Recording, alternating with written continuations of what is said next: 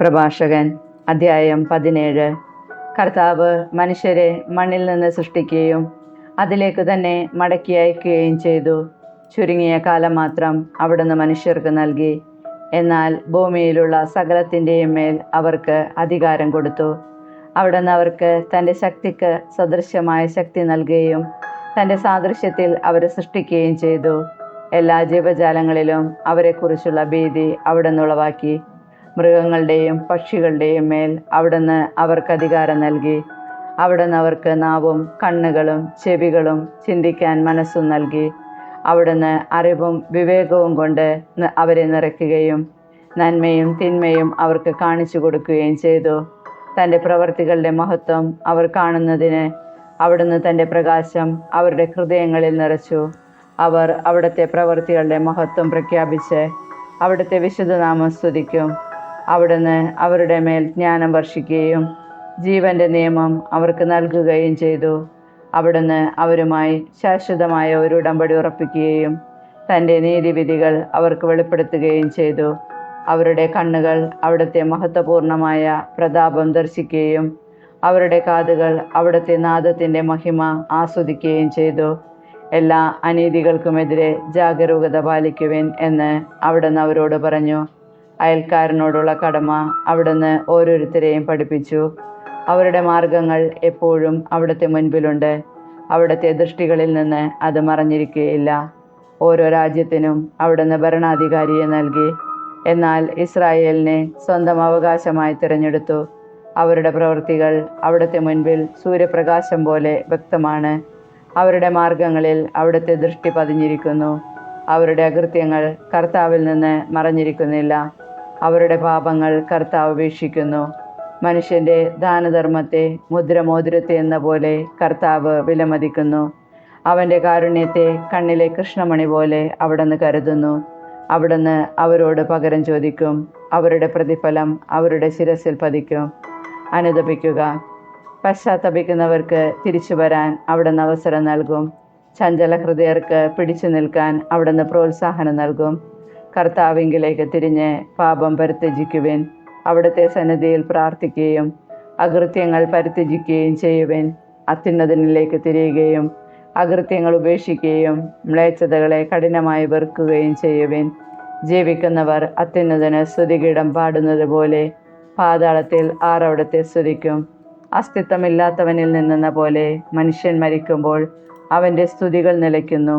ആരോഗ്യത്തോടെ ജീവിച്ചിരിക്കുന്നവരാണ് കർത്താവിനെ സ്തുതിക്കുന്നത്. കർത്താവ് തൻ്റെ അടുക്കലേക്ക് തിരിയുന്നവരോട് പ്രദർശിപ്പിക്കുന്ന കാരുണ്യവും ക്ഷമയും എത്ര വലുതാണ്! മനുഷ്യൻ അമർത്യനല്ലാത്തതുകൊണ്ട് എല്ലാം അവന് പ്രാപ്യമല്ല. സൂര്യനേക്കാൾ ശോഭയുള്ളതെന്തുണ്ട്? എന്നിട്ടും അതിൻ്റെ പ്രകാശം അസ്തമിക്കുന്നു. അതുപോലെ മാംസവും രക്തവുമായ മനുഷ്യൻ തിന്മ നിരൂപിക്കുന്നു. കർത്താവ് സ്വർഗത്തിലെ സൈന്യങ്ങളെ അണിനിരത്തുന്നു. എന്നാൽ മനുഷ്യൻ പൊടിയും ചാരവുമാണ്. പ്രഭാഷകൻ അധ്യായം 18. ദൈവത്തിൻ്റെ മഹത്വം. എന്നേക്കും ജീവിക്കുന്നവൻ പ്രപഞ്ചം സൃഷ്ടിച്ചു. കർത്താവ് മാത്രമാണ് നീതിമാൻ. അവിടുത്തെ പ്രവൃത്തി വിളംബരം ചെയ്യാൻ പോരുന്ന ശക്തി ആർക്കും നൽകപ്പെട്ടിട്ടില്ല. അവിടുത്തെ മഹത്തായ പ്രവൃത്തികൾ അളക്കാൻ ആർക്ക് കഴിയും? അവിടുത്തെ മഹത്വപൂർണമായ ശക്തി തിട്ടപ്പെടുത്താൻ ആർക്ക് സാധിക്കും? അവിടുത്തെ കാരുണ്യം വർണ്ണിക്കാൻ ആർക്ക് കഴിയും? അവ കൂട്ടുകയോ കുറയ്ക്കുകയോ സാധ്യമല്ല. അവിടുത്തെ അത്ഭുതങ്ങളെ അളക്കാൻ ആർക്കും കഴിയുകയില്ല. മനുഷ്യൻ്റെ അന്വേഷണം അങ്ങേയറ്റത്തെത്തിയാലും അവൻ ആരംഭത്തിൽ തന്നെ നിൽക്കുകയുള്ളൂ. അവന് അത് എന്നും പ്രഹേളികയായിരിക്കും. മനുഷ്യൻ എന്താണ്? അവനെക്കൊണ്ട് എന്തു പ്രയോജനം? എന്താണ് അവനിലെ നന്മയും തിന്മയും? മനുഷ്യൻ 100 വയസ്സ് വരെ ജീവിച്ചാൽ അത് ദീർഘായുസാണ്. നിത്യതയോട് തുലനം ചെയ്യുമ്പോൾ ഈ ഏതാനും വത്സരങ്ങൾ സമുദ്രത്തിൽ ഒരു തുള്ളിവെള്ളം പോലെയും ഒരു മണൽത്തരി പോലെയും മാത്രം. അതിനാൽ കർത്താവ് അവരോട് ക്ഷമിക്കുകയും അവരുടെ മേൽ കാരുണ്യം വർഷിക്കുകയും ചെയ്യുന്നു. അവരുടെ അവസാനം തിക്തമാണെന്ന് അവിടുന്ന് കണ്ടറിയുന്നു. അതിനാൽ അവരോട് വലിയ ക്ഷമ കാണിക്കുന്നു. മനുഷ്യൻ്റെ സഹതാപം അയൽക്കാരോടാണ്. എന്നാൽ കർത്താവ് സകല ജീവജാലങ്ങളോടും ആർദ്രത കാണിക്കുന്നു. അവിടുന്ന് അവരെ ശാസിക്കുന്നു. അവർക്ക് ശിക്ഷണവും പ്രബോധനവും നൽകുന്നു.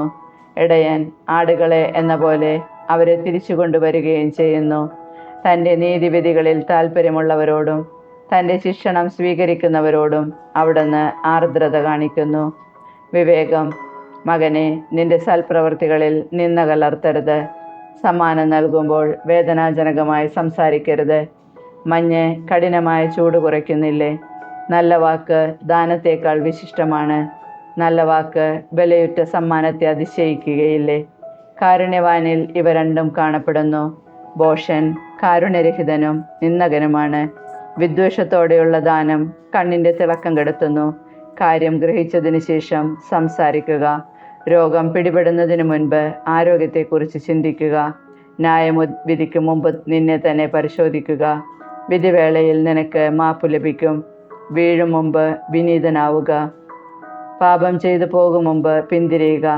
നേർച്ച യഥാകാലം നിറവേറ്റുന്നതിൽ നിന്ന് ഒന്നും നിന്നെ തടസ്സപ്പെടുത്താതിരിക്കട്ടെ. അത് നിറവേറ്റുവാൻ മരണം വരെ കാത്തിരിക്കരുത്. നേർച്ച നേരുന്നതിന് മുൻപ് നന്നായി ചിന്തിക്കുക. കർത്താവിനെ പരീക്ഷിക്കുന്നവനെ പോലെ ആകരുത്.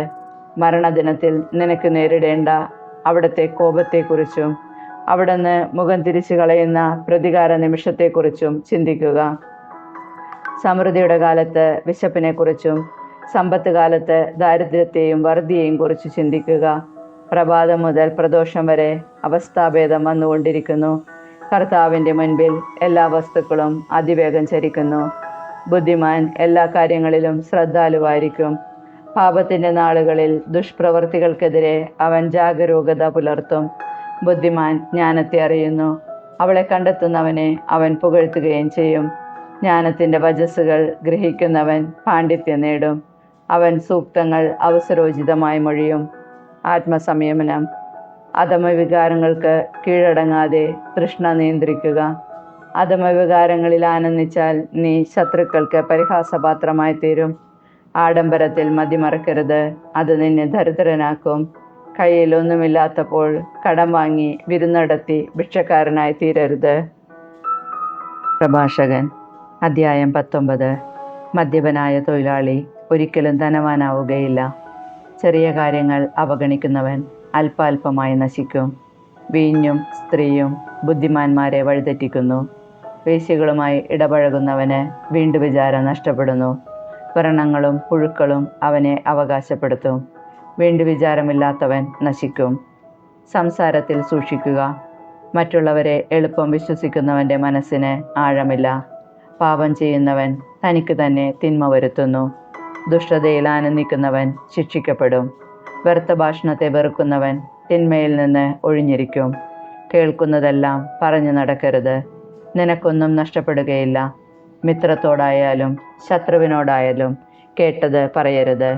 പാപമാവുകയില്ലെങ്കിൽ അത് നീ വെളിപ്പെടുത്തരുത്. കേൾക്കുന്നവന് നിന്നിൽ വിശ്വാസം നഷ്ടപ്പെടും. ക്രമേണ അവൻ നിന്നെ വെറുക്കും. കേട്ട കാര്യം നിന്നോടൊത്തു മരിക്കട്ടെ. ധൈര്യമായിരിക്കുക, നീ പൊട്ടിത്തെറിക്കുകയില്ല. രഹസ്യം കേട്ട വിഡ്ഢി പ്രസവവേദന അനുഭവിക്കുന്ന സ്ത്രീയെപ്പോലെ ക്ലേശിക്കും. തുടയിൽ തുളഞ്ഞു കയറിയ അസ്ത്രം പോലെയാണ് ഭോഷൻ്റെ ഉള്ളിൽ രഹസ്യം. കേട്ട കാര്യം സ്നേഹിതനോട് നേരിട്ട് ചോദിക്കുക. അവനത് ചെയ്തിട്ടില്ലായിരിക്കാം. ചെയ്താൽ തന്നെ മേലിൽ അങ്ങനെ ചെയ്യാതിരിക്കട്ടെ. അയൽക്കാരനോട് നേരിട്ട് ചോദിക്കുക. അവനത് പറഞ്ഞിട്ടില്ലായിരിക്കാം. പറഞ്ഞാൽ തന്നെ മേലിൽ അങ്ങനെ പറയാതിരിക്കട്ടെ. സ്നേഹിതനോട് ചോദിക്കുക. അത് മിഥ്യാപവാദമായിരിക്കും. കേൾക്കുന്നതെല്ലാം വിശ്വസിക്കരുത്. ആർക്കും തെറ്റുപറ്റാം. നാവുകൊണ്ട് ഒരിക്കലും പാപം ചെയ്തിട്ടില്ലാത്ത ആരെങ്കിലുമുണ്ടോ? അയൽക്കാരനെ ഭീഷണിപ്പെടുത്തുന്നതിന് മുൻപ് അവനുമായി സംസാരിക്കുക. അത്യുന്നതൻ്റെ നിയമം നിറവേറ്റാൻ ഇട നൽകുക. യഥാർത്ഥ ജ്ഞാനം: എല്ലാ ജ്ഞാനവും ദൈവഭക്തിയിലടങ്ങുന്നു. ജ്ഞാനത്തിൽ നിയമത്തിൻ്റെ പൂർത്തീകരണമുണ്ട്. തിന്മയിലുള്ള അറിവ് ജ്ഞാനമല്ല. പാപികളുടെ ഉപദേശം വിവേകരഹിതമാണ്. നിന്ദ്യമായ സാമർഥ്യവും ഉണ്ട്. ജ്ഞാനമില്ലാത്തത് കൊണ്ട് മാത്രം ഭോഷനായിരിക്കുന്നവനുമുണ്ട്. നിയമം ധിക്കരിക്കുന്ന ബുദ്ധിമാനേക്കാൾ ഭേദമാണ് ദൈവഭയമുള്ള ബുദ്ധിഹീനൻ. സൂക്ഷ്മവും എന്നാൽ അനീതി നിറഞ്ഞതുമായ സാമർഥ്യമുണ്ട്. തൻ കാര്യം നേടാൻ നിഷ്കരണം പ്രവർത്തിക്കുന്നവരുണ്ട്. ശിരസ് നമിച്ച് വിലപിച്ച് നടക്കുന്ന ആഭാസനുണ്ട്. അവൻ്റെ ഹൃദയം നിറയെ കാപഢ്യമാണ്.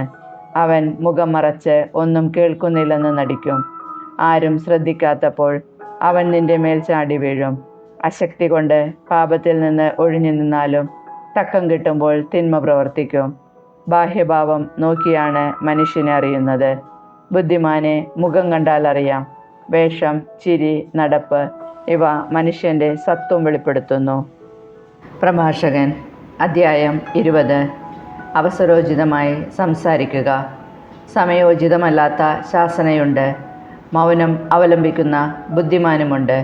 കോപം ഉള്ളിൽ വയ്ക്കുന്നതിനേക്കാൾ ഭേദമാണ് ശാസിക്കുന്നത്. കുറ്റമേറ്റ് പറയുന്നവന് ശിക്ഷ ഒഴിഞ്ഞു കിട്ടും. അക്രമം കൊണ്ട് നീതി നടത്തുന്നവൻ കന്യകയുടെ ശുദ്ധി അപഹരിക്കാൻ ആഗ്രഹിക്കുന്ന ഷണ്ഡനെ പോലെയാണ്. മൗനം കൊണ്ട് ബുദ്ധിമാനായി കരുതപ്പെടുന്നവനുണ്ട്. അതിഭാഷണം കൊണ്ട് വെറുക്കപ്പെടുന്നവനുമുണ്ട്. മറുപടി പറയാൻ കഴിവില്ലാത്തതുകൊണ്ട് മൗനം ദീക്ഷിക്കുന്നവനുമുണ്ട്. സംസാരിക്കേണ്ടത് എപ്പോഴെന്ന് അറിയാവുന്നതുകൊണ്ട് മൗനം പാലിക്കുന്നവനുമുണ്ട്. ഉചിതമായ സമയം വരെ ബുദ്ധിമാൻ മൗനം പാലിക്കും. പൊങ്ങച്ചക്കാരനും ഭോഷനും സമയനോട്ടമില്ല. അമിതഭാഷി നിന്ദ്യനാണ്. തള്ളിക്കേറി സംസാരിക്കുന്നവനും വെറുക്കപ്പെടും. ദൗർഭാഗ്യം ഭാഗ്യമായി തീരാം, ഭാഗ്യം ദൗർഭാഗ്യമായും. നിഷ്പ്രയോജനമായ ദാനമുണ്ട്, ഇരട്ടി മടക്കി കിട്ടുന്ന ദാനവുമുണ്ട്. അവമതിയിലേക്ക് നയിക്കുന്ന ബഹുമതിയുണ്ട്.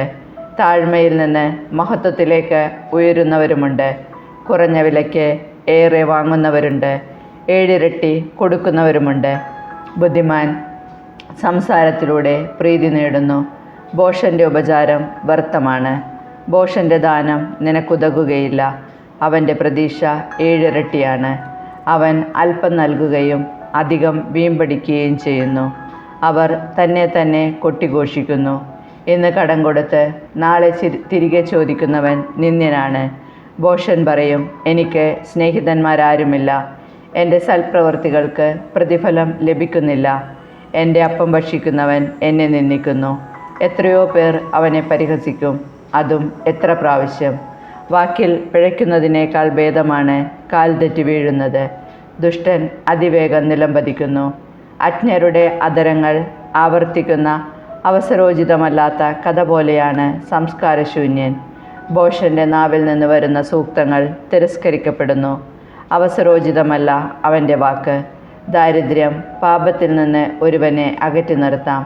വിശ്രമവേളയിൽ മനസാക്ഷി അവനെ അലട്ടുന്നില്ല.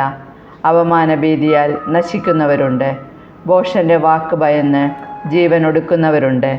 മിഥ്യാഭിമാന നിമിത്തം സ്നേഹിതന് വാഗ്ദാനം നൽകുന്നവൻ അനാവശ്യമായി അവൻ്റെ ശത്രുത നേടുന്നു. നുണ വികൃതമായ കറയാണ്. അജ്ഞൻ്റെ അധരത്തിൽ അതെപ്പോഴും കാണും. കള്ളൻ നുണയനേക്കാൾ ഭേദമാണ്.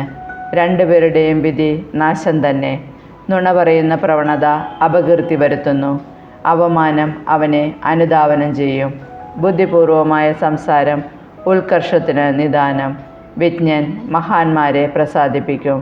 മണ്ണിൽ അധ്വാനിക്കുന്നവൻ വിളവ് കുന്നുകൂട്ടും. പ്രബലരെ പ്രീതിപ്പെടുത്തുന്നവൻ്റെ തെറ്റുകൾക്ക് മാപ്പു ലഭിക്കും.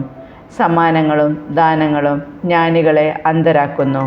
വായിൽ തിരികിയ തുണി പോലെ അവ ശാസനകളെ നിശബ്ദമാക്കുന്നു.